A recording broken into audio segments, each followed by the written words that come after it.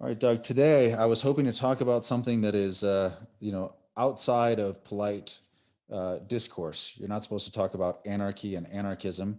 And I think the reason mainly for that is because when people think of anarchy and anarchism, especially today, they look at Antifa, they look at, because they claim to be anarchists and they are sowing chaos and disorder and destruction. Is that what we should think of when we think of anarchy?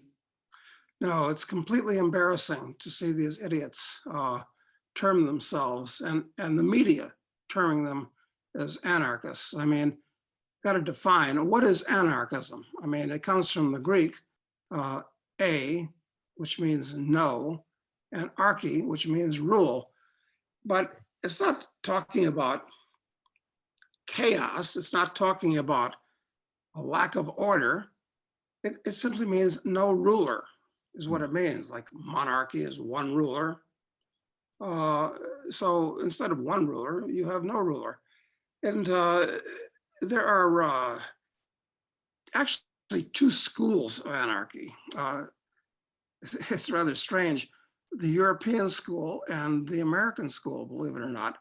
And historically, the reason why anarchy's gotten a bad name is because a lot of the Europeans were actually communists that considered themselves overtly violent. And there are a lot of names like Bakunin and Kropotkin and Proudhon and Malatesta were all European anarchists. And it's very odd because for years in my newsletter, as an end note, I would often quote Mikhail Bakunin or Peter Kropotkin, because why would I quote them? Because on social matters, they were just golden. They understood perfectly the idea of personal and social freedom. But when it came to economics, they were socialists or communists, and which makes no sense at all to believe in social freedom and not believe in economic freedom. Because if you don't have economic freedom, it means that you don't have the capital, you don't have the means to engage in very much social freedom at all. So Well, it's really rather crazy. You know, I don't have a chart that I can hold up, but there was there's a 5-question test to take to determine whether you're a libertarian or not. Have you ever seen this?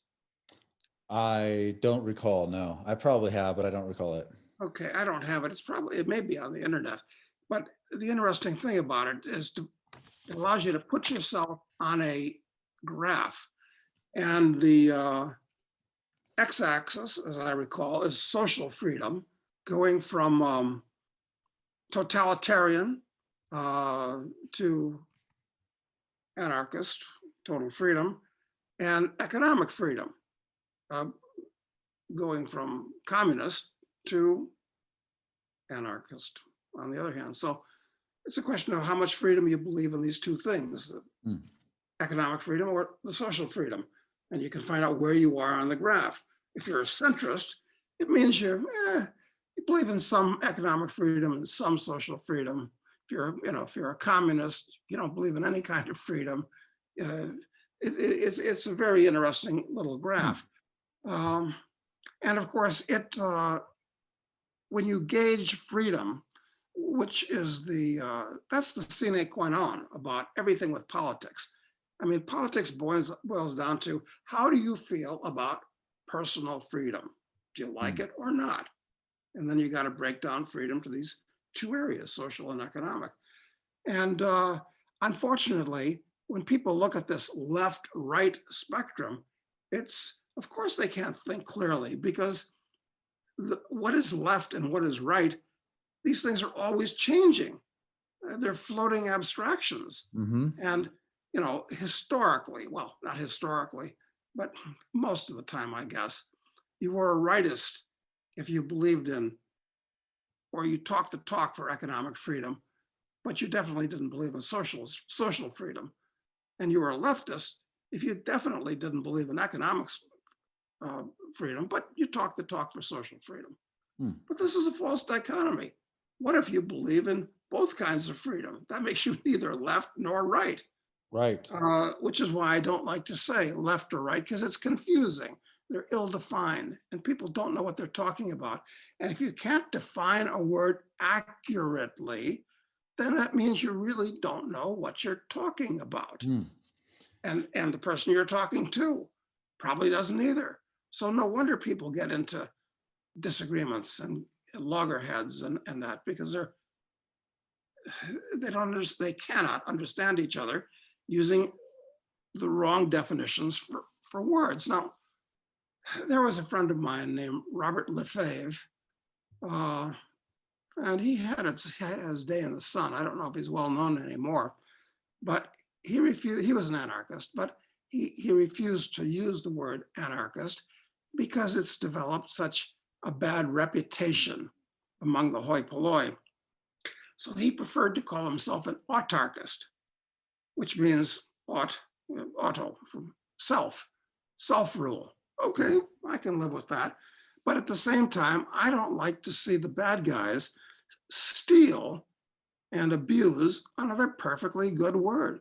I mean, they did that with liberal, where liberal from liber, free, and today, if you're a liberal, you're the opposite. I mean, you don't believe in any kind of freedom, quite frankly. So they've taken it, turned it upside down. So even democracy, I mean, at one point, it could have been said to be a decent word, demos, the people. But democracy today is not people's rule, it's mob rule. And it's shunting off of your personal responsibility to some elected bureaucrats who are then going to rule you. So, well, that's the big thing, isn't it? Everything is screwed up definitionally to start with. In anarchism, isn't the core thing essentially that you have to accept full personal responsibility, and that is, when you believe, so that's, well, with freedom comes responsibility. So on one side of the spectrum, you have that individual freedom, and then on the other side, you have you have statism, or you're basically giving that you're giving up your freedom, to the state or whatever, in exchange for protections and the offloading essentially of responsibilities. Yes, exactly. And that's right. Statism allows you to offload your personal responsibility and give it to the state. But unfortunately, the state's about the worst thing you can give anything to, because you've got to ask yourself, what kind of people are drawn to work for the state? Now, there's a lot of ways of dividing the kind of people in the world. But from this point of view, the best way is you've got people that believe in voluntary relationships with their fellow men, and people that like to use coercion. Let's divide people that way. So if the state is institutionalized coercion, that's what it's all about. I mean, as Mao said, the state comes out of the barrel of a gun. There's no volunteerism about the state. They can pretend, but if you don't do what the state tells you to do, they will hold a gun to your head. They will haul you away. They'll put you in jail. They'll take your property. And if you're really naughty, they'll kill you. So it's an intrinsically evil institution from that point of view, the state. And the type of people that want to go to work for the state, the government, if you would, the state and the government, are the kind of people that think that's just fine. I mean, not just to take orders from the state, but to actually join it and put on the armbands and the black uniforms and enforce the state's rules. So what do you I prefer to stay away. I mean, there are people that work for the state, the government, they call themselves public servants. This is complete nonsense. They go to work for the state because they like bossing other people around. It's a great way to enrich yourself. I mean, everybody in Congress, if they weren't a multimillionaire before they got into it, they're a centimillionaire by the time they get out of it. Mm. Lots of examples of that. So you get the poorest and the worst kind of people that go to work for the government, yet, you know, these silly chimpanzees idealize them and call them their rulers and listen to what they say. I mean, it's absolutely embarrassing. What do you think it is about humans that makes people, most of your fellows are like that. what do you think it is that where humans seem to like having rulers? It's like almost a preferred state for man. You know, I mean, you see rulers celebrated, you know, and people want to follow somebody. They don't like, it doesn't seem to be a natural instinct necessarily among people to really be free, to really have radical personal responsibility. Why do you think that is? I think it's because they're uncomfortable with the idea of having to control their own lives. I mean, it's so much easier to in effect be an overage child and have people, look, this is why people like socialism. Actually, the family, which the socialists want to abolish, if you read the Communist Manifesto and listen to a lot of what the Antifa people say, they want to abolish the nuclear family, which is really very strange because the nuclear family is actually a socialist institution. You've Yes. got the boss, and he supplies food, shelter, and clothing to the little people in the family below him. And, you know, not much responsibility. You do what you're told. And I guess it's nice being a kid, kind of, sometimes for most people. Yep. And yeah, and they figured that, gee, I'll replace the my father and mother with the state. They'll take good care of me. Mm. It's infantile, completely irresponsible. Do you think that people want, is it, you know, we talked in a different conversation about the fact that people don't seem to trust other people, you know, and so they feel like they need government, they need rules, or else, you know, the worst nature of people is going to come out and it'll harm them. You know, they believe in this Hobbesian view of others, it seems. Why do they seem to think that people are dangerous and yet the government is not? You know, the government, which is of course, people say, well, it's comprised of people. It's so, you know, but why do they seem to think that it's okay that the state somehow can protect them, but that other people can't be trusted? Yeah, it's really strange because the state is institutionalized coercion. That is its whole nature. So why do people glom onto that? It's a psychological aberration. That's the best way I can describe it. In other words, a truly healthy, self-actuated human being is responsible for his own life and he takes responsibility instead of giving it off to some magical entity, whether it's, you know, the spaghetti monster in the sky or the state, and hoping that it'll kiss it all and make it better. I mean, even Ayn Rand, and I'm a big fan of Ayn Rand's thinking. I mean, she really was a genius, but even she didn't go far enough. I know it's very odd when Rand didn't go far enough, and the answer is no, she didn't, because she believed that there was a reason for a state, and she had her reasoning for believing that was good as far as it went. She said, look, we're trying to limit coercion in the society. So therefore, the state should be there for no reason other than to limit coercion. Okay, if that's all it did, I could live in a state like that. You limit coercion from outside the state's bailiwick with the military. Okay, that makes sense. You limit coercion within its bailiwick with police. Okay, that makes sense. And you allow people to adjudicate disputes with each other without resorting to coercion with the court system.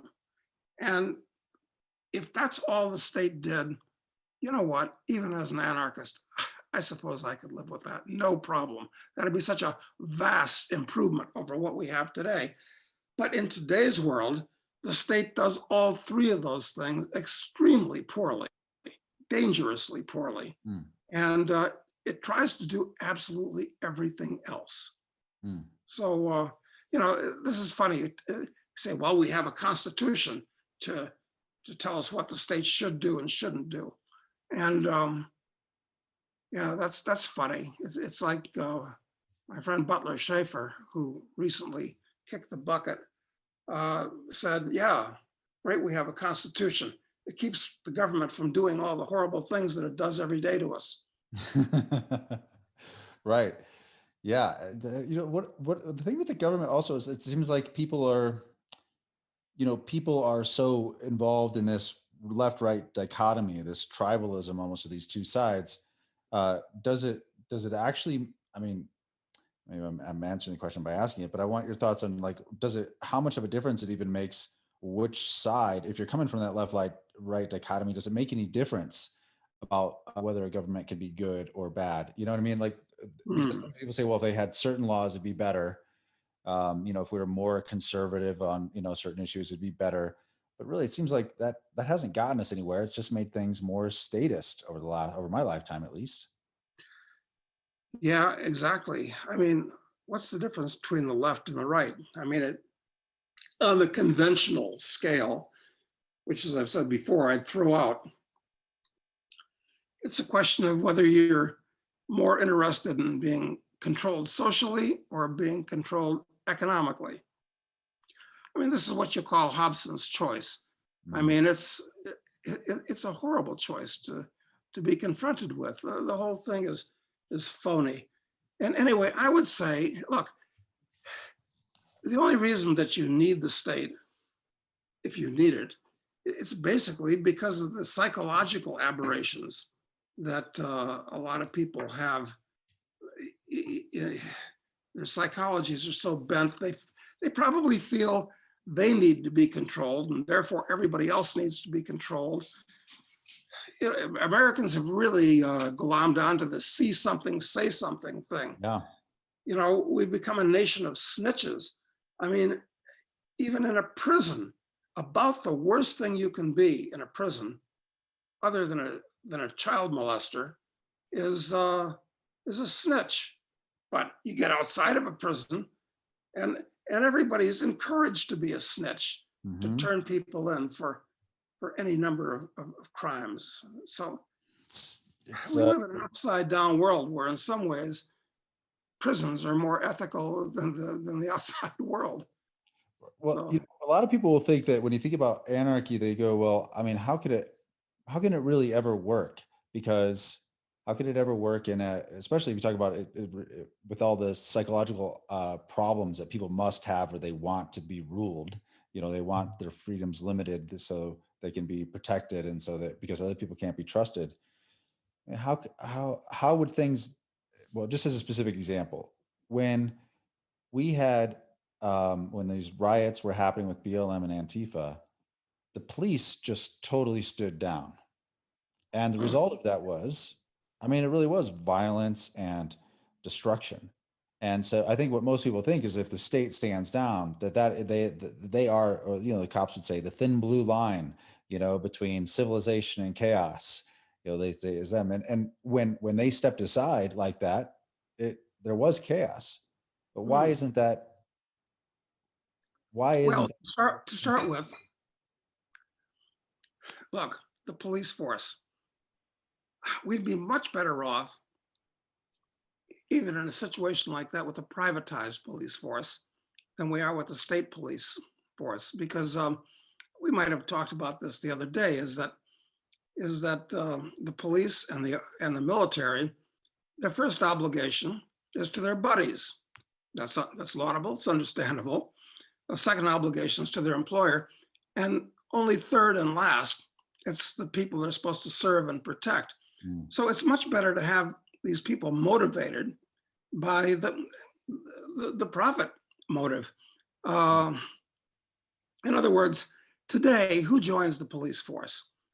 Well, you get way too many guys that have an extra Y chromosome. They're Mm. overly aggressive. Maybe a lot of cops, frankly, like the idea of wearing a costume and getting to beat up on people that they can consider bad guys. They have no personal responsibility. I mean, cops today, and I'm not anti-police, they're necessary. Uh, I'm not for defunding the police or anything like that, but we have to recognize what we're dealing with.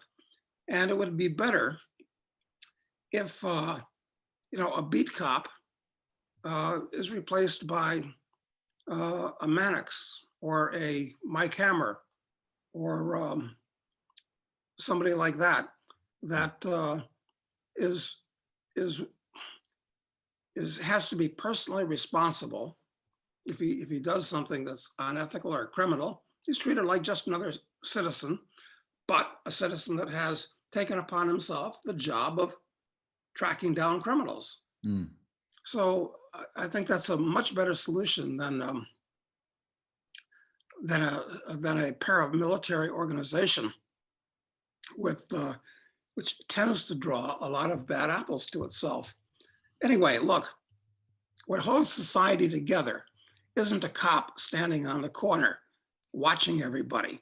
What holds a civilized society together is peer pressure and moral suasion and social approbation. That's why when you go to a restaurant, everybody generally acts in a civilized way, doesn't get up and do a dance on the table and then run out without paying their bill.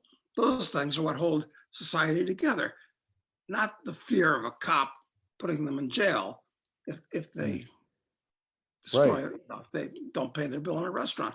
I mean, that's just the way, except a small number of criminal people, and you need a small number of police to keep them under control. Right. I think that I think and talk often to people about the idea that the only reason that that people it isn't the laws that keep people that make people behave in a certain way.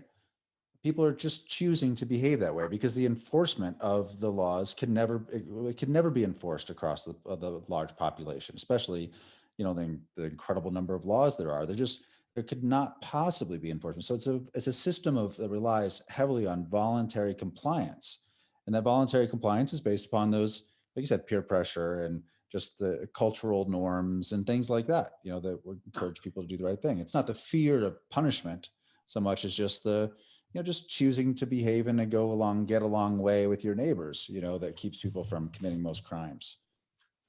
Absolutely. And instead, though, people are people are happy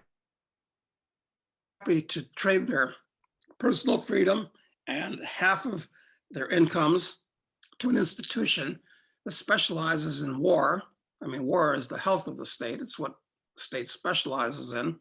Taxes, which, coercively, steal any amount of income from you and will punish you hugely if you don't pay them. Regulations where you have, little bed bugs running around everywhere telling you what to do and what not to do, in addition to things like pogroms and mass persecutions. I mean, Yeah. it is perfectly horrible, but people pledge allegiance to it. It's actually rather shocking. I want to talk about the difference between country and government in a moment, but I think one of the things that really when I'm talking to people about the risk of government is really high. Like for an individual, like the government is most likely to harm you, over enough time. Civilizations or peoples have been slaughtered on a mass scale by governments, and so one thing I say is it's illegal is not the same as right or wrong. You know what I mean? Like, so just because something is legal does not make it right. In fact, it's just it's often some arbitrary current state or current view of the government. And I think the example I like is, of course, everyone knows it was legal to own slaves, and slavery was it was immoral and yet unethical, and yet it was totally legal and totally fine by the state.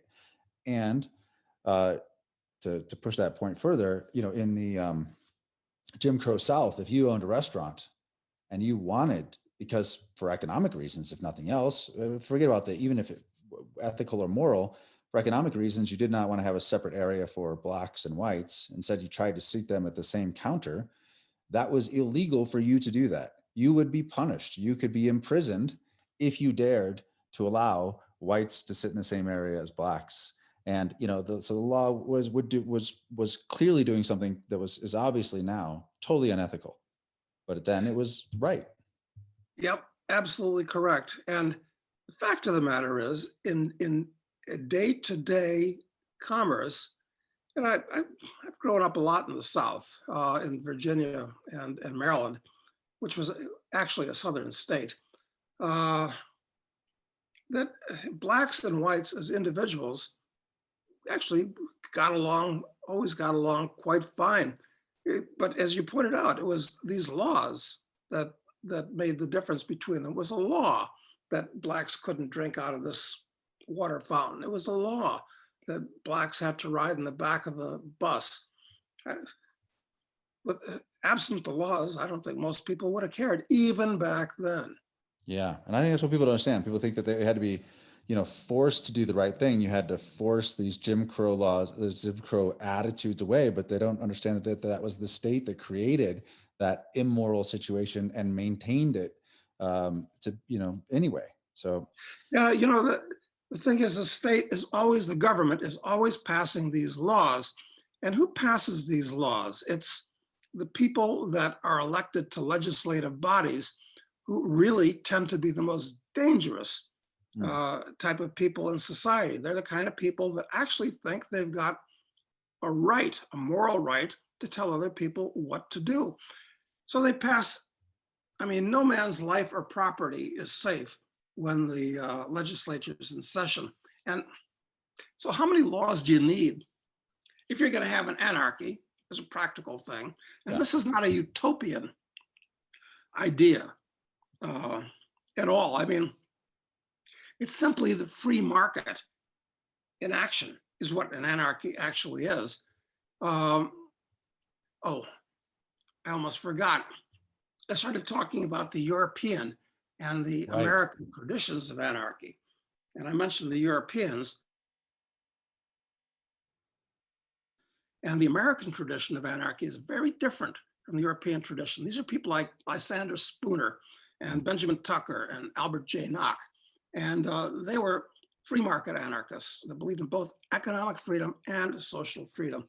And it's very funny, in today's America, you've got all kinds of idiots like Edward Abbey, the ecological terrorist, and Jerry Rubin and Abbie Hoffman, the hippies from the 60s. They called themselves anarchists. No wonder you got a bad name about that. But, and actually, it's also why that, because so-called anarchists have done so many bombings and that type of thing, that being an anarchist is actually still illegal in many countries where it's not illegal to be a communist. It's actually quite perverse. But I wanted to cover that. Yeah, the number of laws, right? We're talking about the number of laws. Okay, so how many laws should you have? So the 10 Commandments, I can't name them right now. I'm not sure many people can. And it's a different list for Catholics and Protestants and all this. Let's not get off into the weeds there. But I'd say that's too many, because primitive people like to say 2, 3, many. They have trouble counting past 3. So a good reason to limit the number of laws so you can actually remember them. This stupid idea, ignorance of the law is no excuse. In today's world, that makes absolutely no rational sense, because you're ignorant of these thousands and thousands, tens of thousands of laws. Unknowable. Yeah, they're unknowable, actually. So how many laws should we have? Well, if the 10 Commandments, if you can't even remember them easily, then how many laws should you have? I'd say in an anarchic society, you'd basically only have 2 laws. One, do all that you say you're going to do. And two, don't aggress against other people or their property. Well, that's something a 6-year-old can remember those and almost innately understands those 2 laws. That's all you need to know. And a private court system, in other words, if you have a dispute with somebody, and disputes arise with differences of interpretation and so forth, okay, this is understandable. So you go to a private adjudication group or person, selected and agreed to by both people, and that's how you get the justice. Whereas today, with the state, you can't get into court with a tort, and once you get in, you can't get out, and it'll bankrupt you once you're in there. So it's completely perverse. In fact, I'd go even further, saying those 2 laws are really all you need. But if people are going to be truly responsible, there's really only 1 law. And this is like, this is my idea, I've got to say. I think it's original. I don't know. Maybe I heard it from somebody else and can't remember it. But just as physicists are trying to take the laws of the universe to one great law, I think that we can say that this is possible in the ethical and moral sphere. And I would say the one great law is this: the whole of the law is do as thou wilt, but be prepared to accept the consequences. Because in fact, everybody does do whatever the hell they want in the long run. You know, do what you want. You can't stop somebody from doing what they want. You know, you can punish them for it. But the thing is, they don't think out the second part of that, but be prepared to accept the consequences. Right. And if people realize, yeah, wow, I really can do whatever I want. I mean, I can think of something as crazy, you can do it. But if you have to think out the consequences, it tends to make you more responsible. And you learn to think rationally. So it's actually quite destructive from both a moral and an intellectual point of view. We have these thousands of laws and people think, yeah, I'm okay, I'm obeying the law. No, you're not. You're being a complete moron. Better that there are no laws and you have to think out what the consequences of what you do are. That'll make you more responsible. And if you want to survive, it's going to tend to make you more ethical.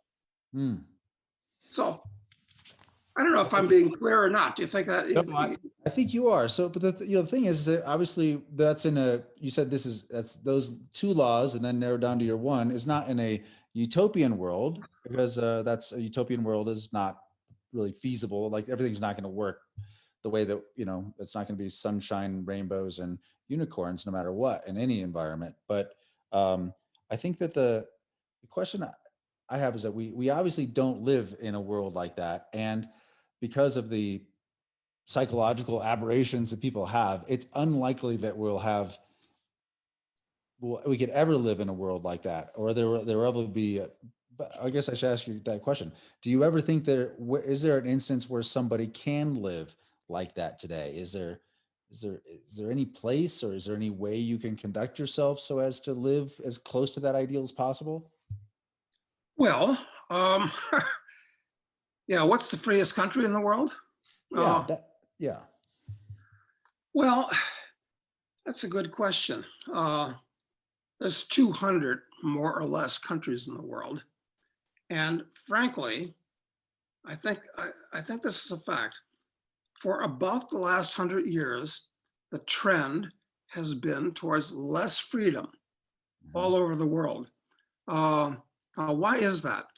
I think it's because of the fact that democracy is worshipped as it's a secular religion.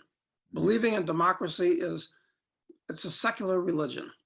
It's like a type of God.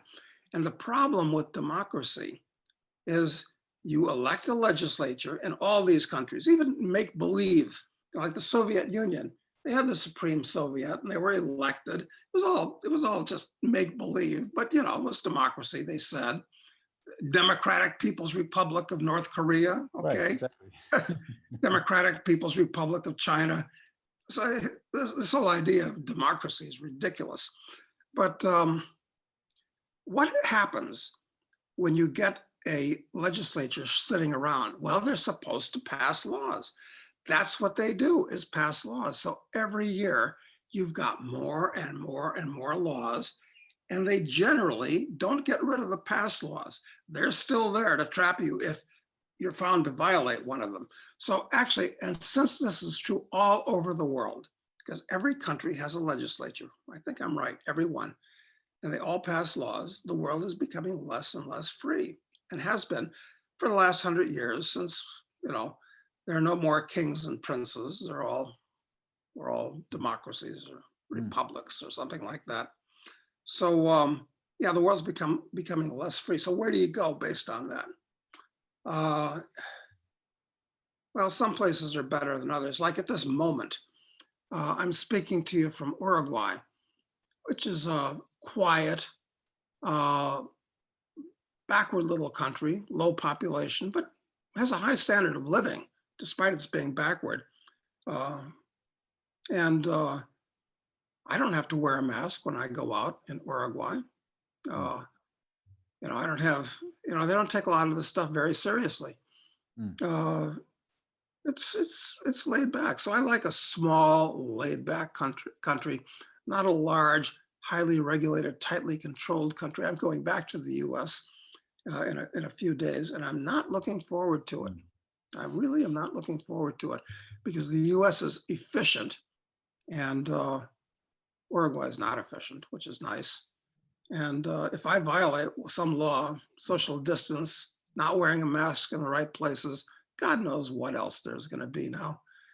You know, the US is pretty efficient at rounding up people that don't follow their numerous laws. So I don't know where you go. I guess you go someplace that's quiet and has a background. It's almost like I don't someplace know. is inefficient and has a weaker enforcement arm of their government, regardless of their legislative body, right? Yeah, a place that doesn't encourage people to be busybodies, to see something and say something. I mean, I hate snitches. I hate busybodies. Well, I'm sorry. You're it not seems, supposed to hate anybody today, incidentally, but I think hate's a perfectly legitimate emotion that there's a time and a place for everything. well, I think so too. And especially for a group of people who tend to attack their fellow man for petty reasons, is definitely worthy of hate, I think. So it seems Yeah. to be like the whole the busybodies and the snitches, like that idea, it seems like that is a only something that's even possible in a really wealthy country where people have plenty of wealth and time, where they can start to, they're not working maybe 12 hours a day. They have plenty of time to tell on their neighbor for not for violating some infraction somewhere. That's right. And they have not been educated in basic ethics or rational thought, quite frankly. So they're basically like very intelligent chimpanzees, but they haven't been educated in these things. The thing is that people, where do you get an ethical education in the United States today? Well, should you get it from a public school where the person is hired based upon having gotten a college degree, where he's been tutored in basically Marxism, cultural Marxism, by all the Marxist professors? Gee, I don't want to get an ethical education from a socialist or a Marxist, but that's where the kids get it in school. And the parents don't think about this type of thing very well at all. I mean, they really don't. So, okay, you go to your church or your synagogue, and well, you can argue about the ethics of these different religions. That's why they have religious wars with each other. What's morally right and wrong? Let's fight about it. So Americans don't get very, very confused messages of what's right and wrong, moral and immoral today. And so it would be nice if there was a place where you could, well, historically, that's what a liberal arts education was all about. It's what the type of thing that a person should know to be a free man, liberal arts, a free man. Got a liberal arts education. So this was things like philosophy were taught. You know, Socrates, I don't agree with all the things he and Plato said, but the method of talking these things out and asking questions and answering them, I mean, that's what a school should be about, on ethical and moral issues, which is what Socrates talked about. Not always the right take, in my opinion, but still, that was how you got an education. Today, if you have a liberal arts degree, chances are excellent. It's going to increasingly excellent. It's going to be in gender studies or political science, which is, you know, the science of telling other people what to do. It's not a science. So why do we call it political science? That's kind of a ridiculous upside down thing. Or sociology, which is, you know, treating people like animals, or you know, or psychology, which is all off on going in the wrong direction. I mean, most psychologists and psychiatrists I've ever run into are people that want to be that because it's pretty easy, either just sitting there and talking with somebody where you get to bounce your own psychological demons off against somebody who's paying you to do it, or in the case of a psychiatrist, passing out any of, well, there's well over 100 psychoactive drugs, all of them dangerous. I mean, you're going to get a moral education from those people? I think not, or you better not. So this is why I'm quite pessimistic about the way things are today. And anyway, getting back to what country should you go to? I guess you can go to if you're being treated as cattle by your government, which is the fact, they do treat you like cattle. The question is, do you want to be a feedlot cow or do you want to be a free range cow? Well, it's better to be a free range cow, but frankly, they all go to the same place. I mean, your government treats you as a milk cow, always, with taxes. But if you're naughty, or if you can't give milk anymore, they're going to treat you like a beef cow. And in the meantime, you're either feedlot or free range. So the whole way of looking at these things on the part of the average person is, it's perverse. So there's not really, there's not, an anarchist view of politics would be to essentially opt out, wouldn't it? I mean, rather than, it seems like the Antifa type people who claim to be anarchists, they're trying to really seize control of the government to, you know, create their own rules essentially for everyone to follow.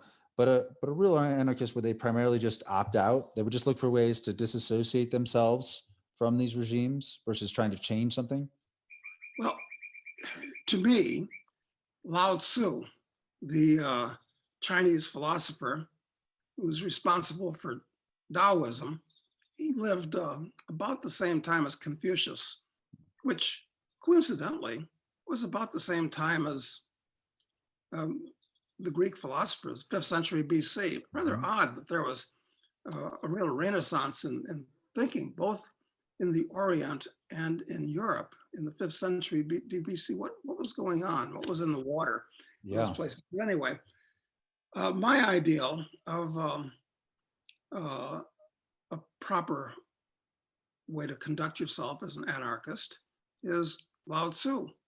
And from that point of view, anarchism is the kindest and gentlest and not violent. I mean, it's the gentlest of philosophy. It's the watercourse way, where everything flows to its own level, at its own pace, in its own time. So I'm a big fan of Daoism and Lao Tzu. He was probably the first outspoken anarchist.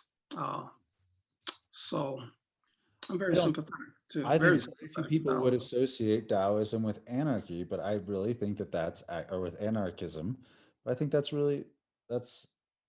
I love thinking about it like that because it just is it plants a totally different seed in people's minds. You know, they think of these black bloc Antifa kids, these thugs. And they don't think at all of peace and harmony and freedom, which is really what it's associated with. Yes, exactly. I mean, try to put yourself in the, where is a proper fictional image that I can bring up of a Taoist? Well, that old series, Kung Fu. I think the monks in the monastery were um, Kwai Chang Caine, I think was his name, was accepted into. Uh, I suspect that was a Taoist monastery, quite frankly. Mm. Uh, they were thoughtful, peaceful, but they weren't pacifists. They were, pushed. They would defend themselves. So, Mm. So if there's the cornerstone of all this though is personal responsibility, and you have to I think you have to recognize that when you are clamoring for the state to take action, you are in essence offloading your personal responsibility, and you're feeling like that's a better choice. Because I like thinking of it like that because I think that most people, a lot of conservatives especially, like they like to think that they're very focused on personal responsibility, very focused on that, and that's really important. And yet they have this big blind spot to the offloading of a huge swath of responsibilities, and really believe that the state is an important actor here, and the state is doing good in this case. yes, you're absolutely right. In other words, they're equating responsibility with following laws. Hmm. But there are scores of thousands of laws. That's not responsible. It's the opposite of responsibility to blindly follow thousands of laws. Hmm. So conservatives are their own worst enemy from that point of view. I Hmm. mean, conservatives, using today's definition, tend to be more rational, more logical, more reasonable than so-called liberals are today. I don't like the word conservative because what does that mean? Conservative. It means you conserve. You keep what you're given. I'll do it that way because that's what my mommy and daddy taught me. Hmm. I will. That's what a conservative is. Well, look, I'm a cultural conservative. I don't want to see society upturned on its end, which implies violence and so forth. But I certainly don't like the idea of conservatism, where you just keep what you have because it's there. I mean, Hmm. you should keep what you have. That's good. And that does not include the scores of thousands of idiotic laws passed by these aberrated idiots that are drawn to go into politics. Right. And also, a lot of times conservatives get this mixed up with their, conserving this idea of America and its imperial policing function, that like its status among other nations must, also be conserved. We must have, constantly update you know, our, our, our Navy, for instance. We got to spend trillions of dollars on that to upgrade that stuff because to maintain some sort of status in the world, we have to conserve that. Yes, it's crazy. It's one reason why the liberals are dysfunctional and the conservatives are dysfunctional, and they're both acting to destroy uh, the idea of America. I don't even say what I'm referring to, the geographical area of the United States. I don't call it America anymore because America is an idea. Mm. But I'm afraid that over time, America, the idea, has ceased to exist. So it's been replaced by the United States, which is just another of the 200 nation states that cover the face of the globe like a skin disease at this point.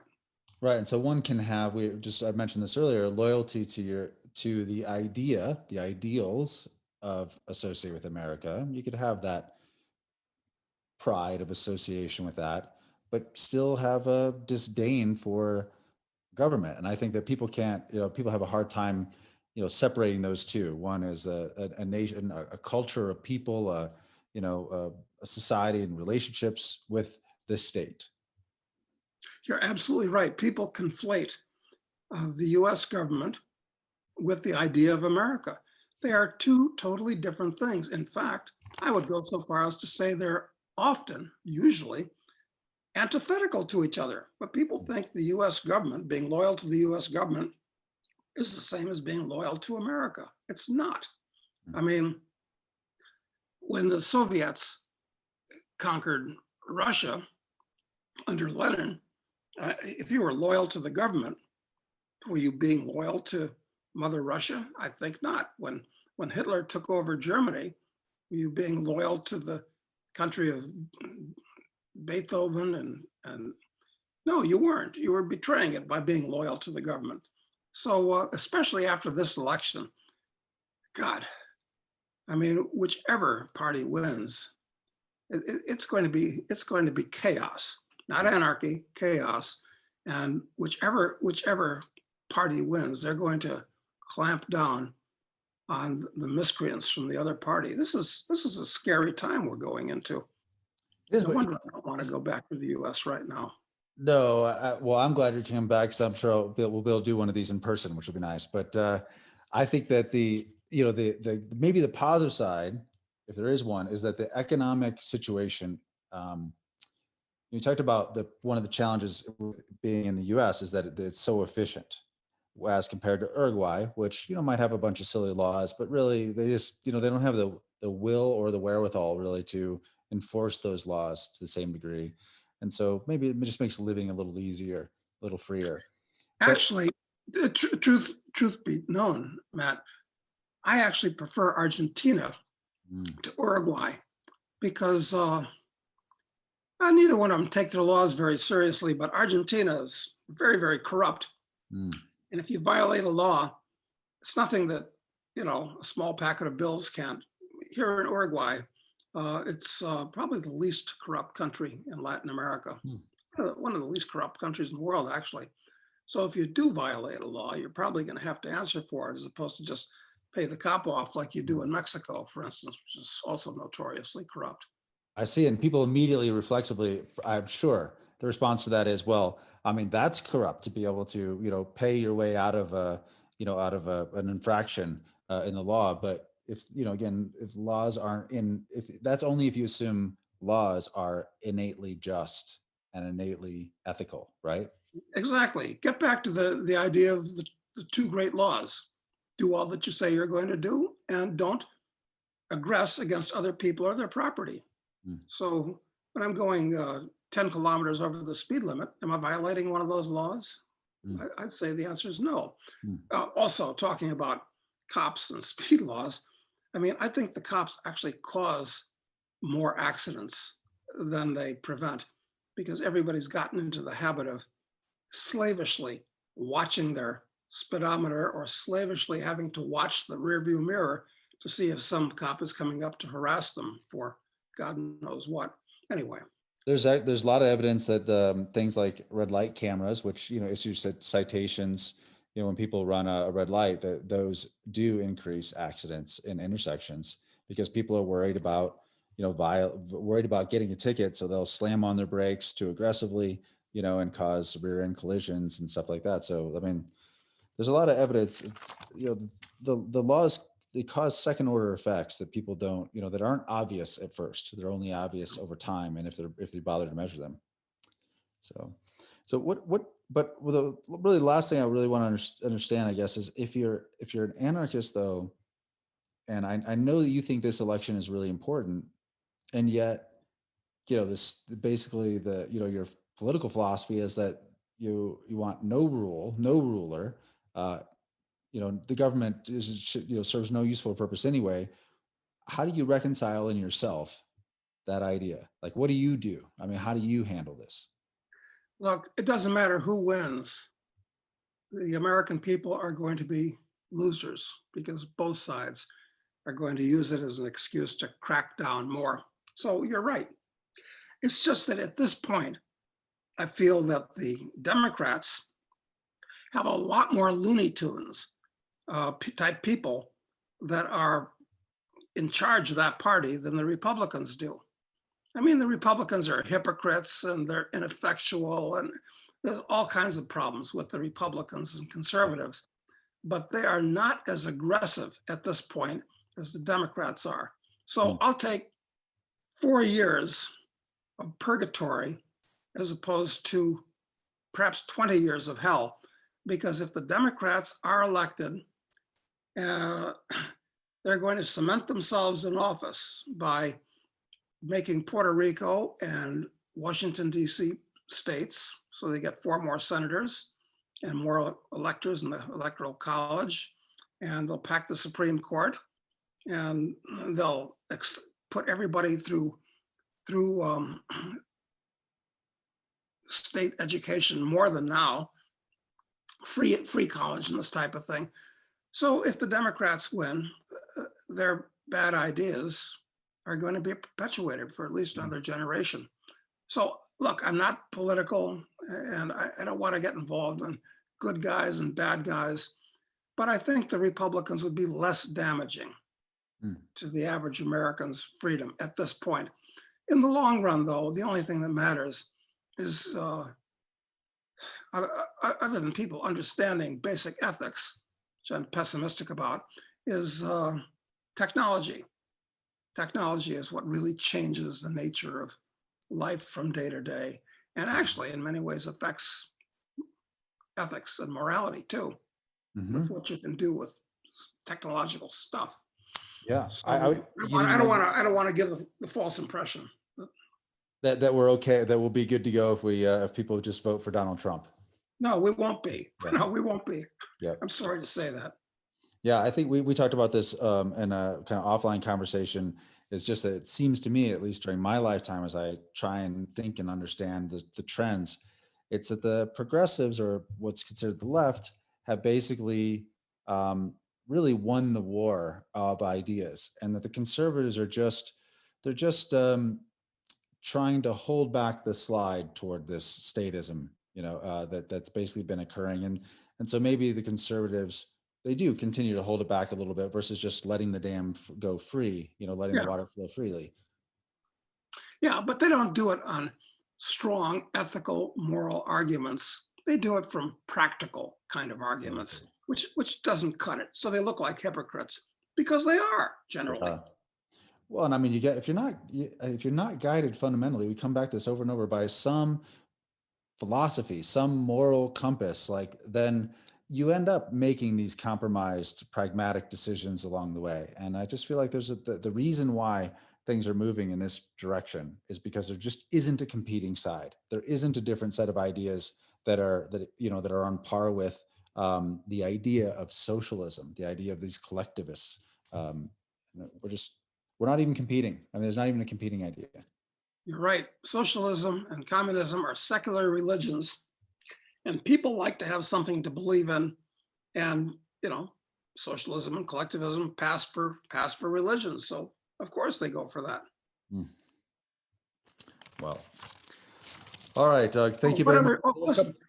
Listen, I wanted to recommend a couple of books. I was just going to ask you to do that, actually. Yeah. And I think that David Friedman, he's the son of Milton, his book, Machinery of Freedom, is very good about this type of thing, anarchy, how it would work. But better than that, and free on the internet, is, I think it's on Mises.org website, but I think you can just Google this, I think. Yeah, it's The Market for Liberty by Linda and Morris Tannehill. And that book actually crystallized and changed my thinking. I don't know if I ever told you how that happened. No. It's interesting. I was given, that book was published in Samizdat Forum back in, when was that? About 1970, 71, something like that. And I got a hold of a copy. I was given a copy of it by a libertarian friend, which there were very few back then, The Market for Liberty. And I went on a treasure hunting expedition for 3 months back then, believe it or not.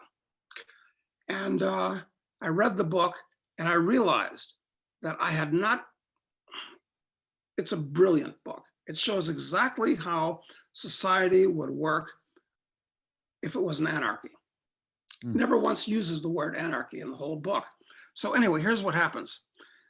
The treasure hunting boat, which was a minesweeper, like the one that Jacques Cousteau used, except it looked more like a target drone than Jacques Cousteau's boat, but another story. It got sunk, and that book, The Market for Liberty, went to the bottom with the, what do we call that? What was that boat called? The Fathom, I guess it was called. And so anyway, there it was. And it was about just before I had tremendous good luck with my first financial book, Crisis Investing. And in the back of that, it was a huge bestseller, sold many hundreds of thousands of copies and all this type of thing. And in the back, I mentioned this book really, really strongly. And also a bookstore, Laissez-Faire Books in New York, where they could get it. Or I thought they could get it, because that's where I was told my friend that gave it to me got it from. Only 500 copies were printed. So they got thousands of requests for this book because it was in the back of my book. But it wasn't in print. So entrepreneurially, Andrea Rich, who ran the company, it was her company, put it back in print and asked me to write the foreword for the book that changed my life. So it was kind of a back to the future kind of thing. I get to write the foreword later on for the book that changed my life before. And incidentally, the introduction was written by my old friend, Carl Hess, who we might have mentioned, who coined who was Goldwater's speechwriter. And Carl was an early anarchist too. And I love Carl.